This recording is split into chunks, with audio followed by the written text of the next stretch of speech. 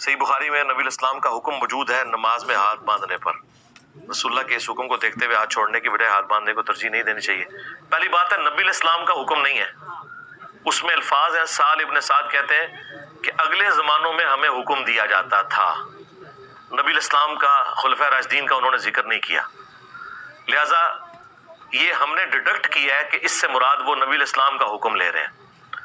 اہل تشیع اس روایت, حالانکہ بخاری میں ان کے لیے ماننا کوئی ضروری نہیں ہے, لیکن وہ کہتے ہیں اس روایت کے اندر تو اشارہ موجود ہے کہ اگلے زمانے میں زبردستی ہاتھ بندھوائے جاتے تھے. وہ کہتے ہیں یہ بنو امیہ کی طرف اشارہ ہے, اور یہ سال ابن سعد السعدی جو ہیں شیعان علی میں سے ہیں, وہ یہ کہنا چاہ رہے ہیں, ورنہ انہیں کیا آ رہا ہے یہ بات کہنے میں کہ رسول اللہ ہمیں حکم دیتے تھے کہ ہم اپنا دایاں ہاتھ بائیں ہاتھ پہ رکھیں. یہ اتنا سادہ معاملہ نہیں ہے, بہت مشکلات ہیں اس میں. تو یہ بات بھائیو حق ہے. عبداللہ ابن زبیر رضی اللہ تعالیٰ عنہ ہاتھ چھوڑ کر نماز پڑھتے تھے, اور میرا خیال اس میں یہ ہے کہ چونکہ وہ بنو امیہ کے مخالف تھے, اور بنو امیہ جو ہیں وہ جان بوجھ کر ایک ہی سنت کو جاری کرتے تھے, دایاں ہاتھ بائیں پہ رکھنے والی, دوسری سنت کو وہ چھوڑتے تھے, تو وہ جان بوجھ کر ایسا عمل کرتے تھے تاکہ یہ سنت بھی مردہ نہ ہو.